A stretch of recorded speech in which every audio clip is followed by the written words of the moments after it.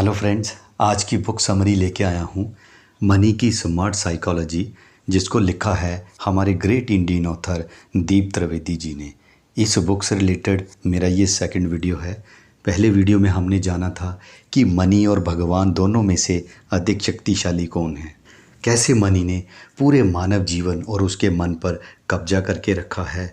आज मनी जो है बहुत सी समस्याएं पैदा भी कर रही है। विकास का आधार भी मनी है और बहुत सी समस्याओं का आधार भी मनी है। कहते हैं सिकंदर जब इस दुनिया से गया था तो उसके दोनों हाथ खाली थे। तो क्या हुआ, जब तक वह ज़िंदा था उसके दोनों हाथ भरे हुए थे। इस तरह की काफ़ी सारी बातें मैंने आपके साथ पहले वीडियो में शेयर की हैं।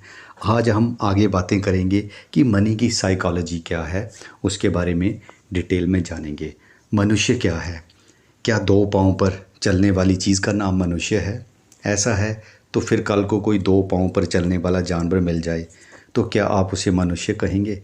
बिल्कुल भी नहीं, क्योंकि मनुष्य का होना केवल शारीरिक रचना तक सीमित नहीं है। मनुष्य शारीरिक रचना से कहीं ऊपर की चीज़ है। कल्पना में तो यही आता है कि मनुष्य का मतलब सभ्य व सज्जन, मनुष्य यानी क्रिएटिव और आनंदित, मनुष्य का मतलब दया, करुणा, ममता और सहयोग करने वाला। पर ये सब बातें अब कहानियों की बातें रह गई हैं। हकीकत की दुनिया में आप देखेंगे कि मनुष्य दुष्ट व बेशर्म है, वह परेशान भी है और विध्वंसक भी। वह चोर भी है तथा बदमाश भी, वह शैतान भी है तथा हिंसक भी। ऐसे में सवाल आता है कि क्या ऐसा मनुष्य हमें स्वीकार्य है? बिल्कुल नहीं, क्योंकि मनुष्य कुदरत की सबसे अंतिम रचना है और सबसे खूबसूरत रचना है। उसका तो मन व हृदय शुद्ध व मस्त ही होना चाहिए। उसका जीवन सातवें आसमान पर उड़ते ही रहना चाहिए। लेकिन मनुष्य के मन या जीवन में ऐसा कुछ नहीं हो रहा। कुछ अपवादों को छोड़ दें तो किसी का जीवन मनुष्य जैसा लग ही नहीं रहा। आज की दुनिया का हाल साहिर लुधियानवी साहब के शब्दों में कहूँ तो हर एक जिस्म घायल है, हर एक रूह प्यासी है, सबकी निगाहों में उलझन और दिलों में उदासी है। चलो सब परेशान हैं, यहाँ तक तो ठीक है, क्योंकि जीवन में मेहनत और संघर्ष है। कंपटीशन का ज़माना है तो कुछ परेशानियाँ जीवन में हो सकती हैं। आज के संघर्षशील व कम्पिटिटिव युग में इतना तो चलता है, परंतु मनुष्य बुराइयों का पुतला हो जाए ये कैसे बर्दाश्त किया जा सकता है? जिसे प्रेम बांटना चाहिए था वह नफ़रत फैला रहा है, जो भरोसे का पात्र होना चाहिए था वह धोखेबाज हो गया है। नीरज साहब की भाषा में कहूँ तो हालात ऐसे हो गए हैं कि जानवर आदमी से ज़्यादा वफ़ादार हो गया है। सवाल ये है कि ऐसे में आप इसे मनुष्य कहेंगे या दो पाँव पर चलने वाला जानवर? भाषा कड़क है तथा दुखदाई है, पर हकीकत यही है। आप स्वीकार करें या ना करें ये आपके विवेक पर निर्भर करता है। अभी तो मेन सवाल यही है कि मनुष्य के मन और जीवन में इतनी गिरावट आई कहाँ से? तो उसका आंसर बनता है सिर्फ़ और सिर्फ मनी के बढ़ते प्रभाव के कारण मनुष्य के मन और जीवन में गिरावट आती चली जा रही है। यानी ये गिरावट मनी के बढ़ते पावर का फाइनल इफ़ेक्ट है।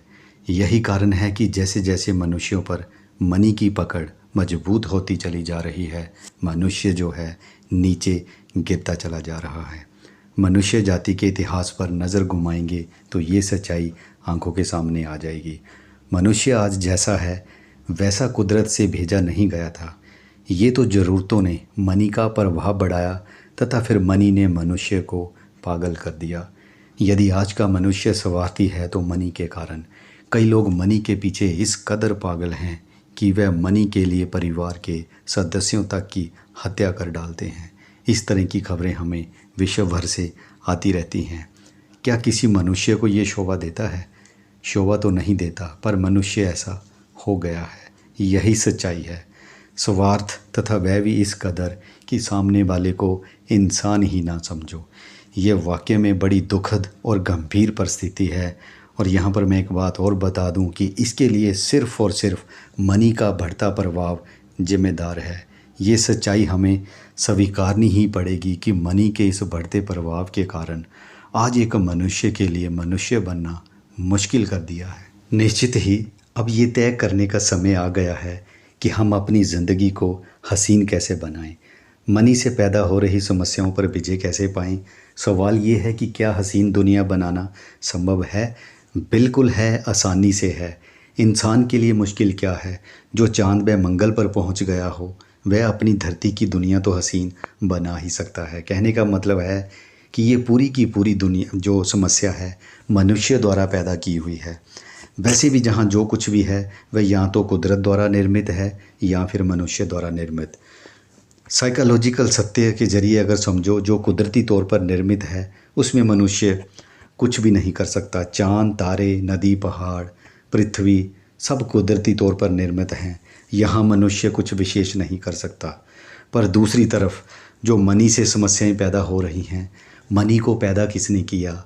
इंसान ने। तो कहने का मतलब है जो मनुष्य ने पैदा किया उसे वह हटा भी सकता है और सुधार भी सकता है। अब हम ये जानेंगे कि कैसे हम साइकोलॉजिकल मनी का एनालिसिस करके हम जो है मनी के कारण पैदा हो रही समस्याओं पर विजय पा सकते हैं। साइकोलॉजी का परम सिद्धांत कहता है कि जिस कारण से दुनिया नर्क हुई पड़ी है उस कारण को हटा दो तो समस्या समाप्त हो जाएगी, दुनिया स्वर्ग हो जाएगी। पर मनी के केस में ये जो सिद्धांत है ये पूरी तरह फेल हो जाता है। दुनिया की बाकी सारी समस्याओं पर साइकोलॉजी का ये सिद्धांत आसानी से लागू हो जाता है, पर यहाँ पर ये फेल है। मनी के संबंध में ये संभव नहीं है क्योंकि उसने आज की तारीख में वह स्वरूप धारण कर लिया है कि उसे हटाने पर 50 नई समस्याएं खड़ी हो जाएंगी। उससे तो हम धीरे धीरे फिर जो है पत्ते पहनकर घूमने वाले तथा कच्चा मांस खाकर गुजारा करने वाले युग में पहुंच जाएंगे, क्योंकि मनी का विकास तथा मनुष्य का विकास हाथ में हाथ डाले हुए है। ऐसे में मनी हटी नहीं कि मनुष्य का विकास भी चरमरा जाएगा। कुल मिलाकर समझें तो मनी की समस्या थोड़ी जटिल है। एक तरफ मनी यहाँ मनुष्य के गिरावट का कारण है तो दूसरी तरफ यही मनी मनुष्य के विकास का भी कारण है, और विकास हमें चाहिए और वह बिना मनी के संभव नहीं। कहने का मतलब है कि मनी ने इतना बड़ा मुकाम, इतना बड़ा स्टेटस हासिल कर लिया है कि उसे हम हटा नहीं सकते। साइकोलॉजी का जो सिद्धांत है वह यहाँ पर फेल होता है।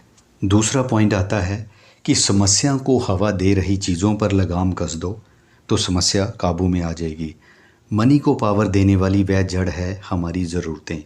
मनी के संबंध में ये सिद्धांत भी संभव नहीं है क्योंकि विकास के लिए ज़रूरतों का होना ज़रूरी है। अब तीसरी ऑप्शन पे गौर करेंगे कि मनी के कारण जो समस्याएं पैदा हो रही हैं उस पर विजय कैसे पानी है।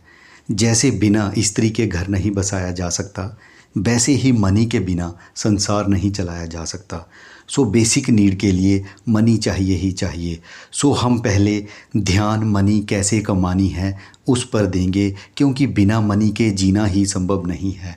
ऐसे में पहले अपनी जान बचा लो, फिर जहान बचाने की चर्चा भी कर लेंगे। सो मनी की समस्या से बचने का पहला उपाय है मनी कमाना। ये हमारी प्रथम प्राथमिकता है, इसमें कोई कन्फ्यूज़न रखना ही मत। मनी कमाने के लिए मेहनत करना व अक्ल लगाना मनुष्य का प्रथम कर्तव्य है। दिल खोलकर व मन लगाकर मनी कमाने के लिए कार्य करना आपका पहला कर्तव्य है। इस बात की अच्छे से गांठ बांध लेना कि मनी कमाने के लिए दिन में कम से कम 8 से 10 घंटे कार्य करना ही करना है। बहाने, आलस और कामचोरी से दूर रहना है। एक बात हमेशा के लिए ध्यान रख लेना कि हर एक को अपनी सारी ज़रूरतें स्वयं पूरी करनी है। यही कुदरत की मनुष्य के लिए रचना है। सो मनी सबको कमानी ही पड़ेगी। मनी आसमान से टपकने वाली नहीं है। अब कर्म की साइकोलॉजी को डिटेल में समझते हैं सो दैट हमारे लिए ज़्यादा से ज़्यादा पैसा कमाना आसान हो जाए। इस संदर्भ में सबसे पहली बात तो ये है कि ये कभी मत समझना कि कर्म शरीर द्वारा होते हैं। शरीर तो सिर्फ एक मशीन है जो मन व बुद्धि के आदेश का पालन करती है। कार्य सिर्फ मन से होते हैं। आप सभी जानते हैं कि मन से कार्य करने पर ही कार्य ध्यान से होते हैं। बेमन से कार्य करने पर शरीर कार्य करने का नाटक ही कर रहा होता है। आप ये भी जानते हैं कि मन से कार्य करने पर जो कार्य 1 घंटे में निपटता है, बेमन से करने पर उसी कार्य को निपटाने में कई बार हफ्ता भी लग जाता है। यानी मन से कार्य करने पर ही कर्म तेज़ी से निपटते हैं। ऐसे में ये अलग से बताने की आवश्यकता ही नहीं है कि जितने श्रेष्ठ कार्य होंगे उतने श्रेष्ठ परिणाम आएंगे, और ये समझाने की भी आवश्यकता नहीं है कि परिणाम में बाहर के जगत से सिर्फ मनी ही मिलती है, क्योंकि मनी ही एक्सचेंजेबल है। इसलिए जॉब हो या व्यवसाय, कला हो या विज्ञान, सबके मेहनताने के रूप में सिर्फ मनी मिलती है, और जीवन बनाने के लिए हमें चाहिए भी मनी ही, और कार्य करने के पीछे हमारा उद्देश्य भी सिर्फ मनी कमाना ही होता है, क्योंकि जिसके पास जितनी मनी होगी उतनी ही वह साधन खरीद सकता है। यही आज की व्यवस्था है, और हमें ज़्यादा से ज़्यादा मनी कमानी ही चाहिए ताकि हम ज़्यादा से ज़्यादा साधन खरीद कर जीवन का आनंद ले सके। अंत ज़्यादा से ज़्यादा मनी कमाने के इस उद्देश्य को लेकर किसी को भ्रमित होने की आवश्यकता नहीं है, और ज़्यादा से ज़्यादा मनी कमाने के लिए याद रखना, जो करो वह मन से करो। सो मनी सिर्फ कमाना नहीं बल्कि ज़्यादा से ज़्यादा मनी कमाना है। यही आपका धर्म भी है और यही आपका कर्तव्य भी। अपने कार्य द्वारा अपने जीवन की आवश्यकताएं पूरी करना, यह कुदरत की मनुष्य के लिए व्यवस्था है। इसका अर्थ ये नहीं है कि मनुष्य ज़रूरतें पूरी करने को कोई बोझ समझे। कार्य हंसते गाते भी तो किए जा सकते हैं। कमाने की इस जिम्मेदारी को हंसते गाते ही निभाना चाहिए, क्योंकि आपके जीवन का मकसद हंसना व गाना है। सो 8-10 घंटे मन लगाकर कार्य करें। याद रखें, पैसा कमाने के लिए अक्ल और मेहनत की ज़रूरत होती है, परंतु खर्च करने के लिए उससे भी ज़्यादा अक्ल की ज़रूरत होती है।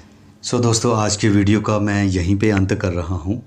बहुत जल्द इसी बुक से रिलेटेड मैं तीसरे वीडियो में आपको मिलूँगा। उम्मीद करता हूँ आज की इन्फॉर्मेशन आपको अच्छी लगी होगी। अगर वीडियो पसंद आया तो ज़रूर लाइक कीजिए, चैनल को सब्सक्राइब कीजिए, दूसरों के साथ शेयर कीजिए। Thanks for watching.